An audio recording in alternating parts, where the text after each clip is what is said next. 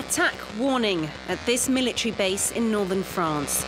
Spies have hacked into the army's computer network.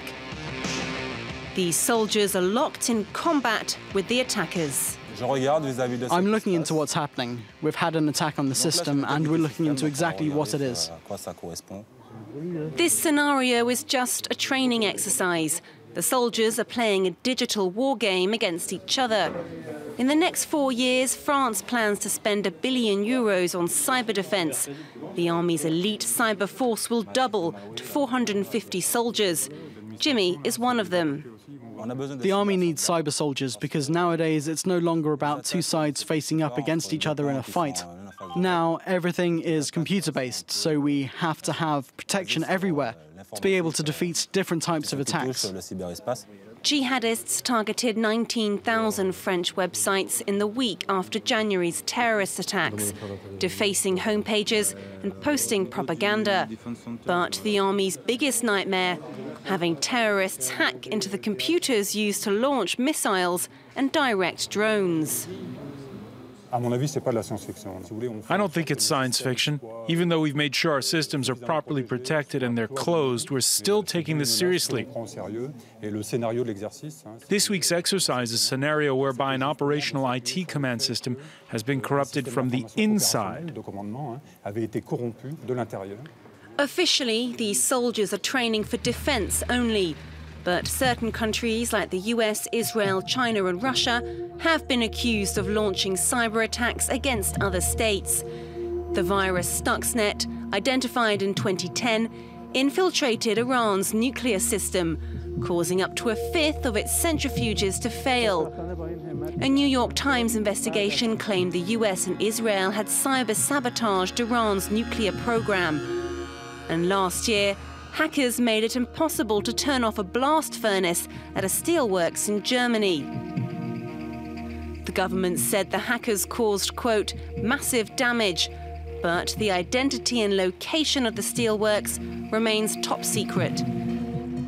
The cyber attacks in Iran and Germany showed how digital strikes can have serious physical consequences.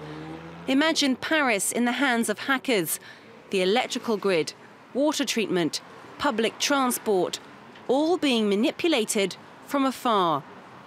It's a threat France's top cybersecurity agency says it's taking seriously. Stéphane Menet trains government staff in critical infrastructure so they can detect cyber attacks. He uses this mini model of an industrial platform. If something goes wrong on the machine, anyone should be able to hit the emergency stop, so to be able to stop the machine. Almost every critical infrastructure runs off the same basic IT system that allows machines to be controlled from a distance. It's called SCADA, and it dates back to the 1960s, long before today's cyber threats even existed. But now industry managers are connecting SCADA networks to the internet, making them vulnerable to attack.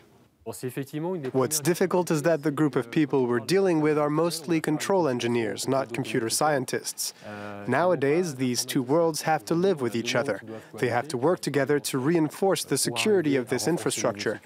But very often, engineers don't have the cyber culture needed to understand all the risks linked to cybersecurity.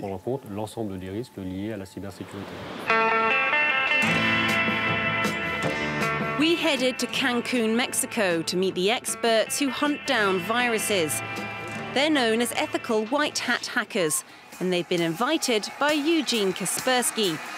The Russian antivirus king founded Kaspersky Labs security firm, and he holds a summit once a year. Let the fight begin. Kaspersky's antivirus software has made him a billionaire. But you won't catch this KGB graduate using a smartphone. My phone, I use this old-style phone, not because of security, simply because I like it. It's almost 8 years old and the same battery. Sophisticated viruses like Stuxnet that infected Iran's nuclear system cost millions and take years to produce. But once they're out there, other hackers can copy or modify them and then sell them as cyber weapons to terrorists.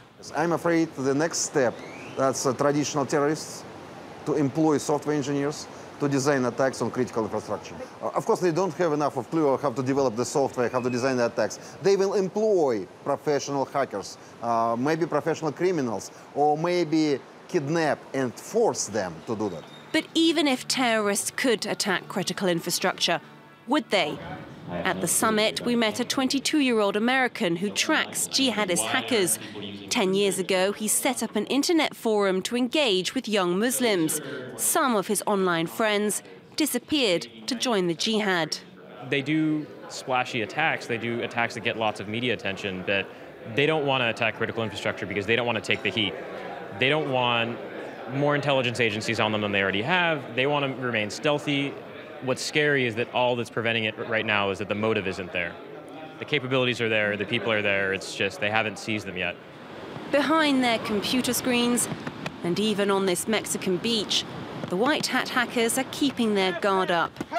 Engineers, hackers, soldiers, they're all training for cyber combat against the very real threat to our everyday lives.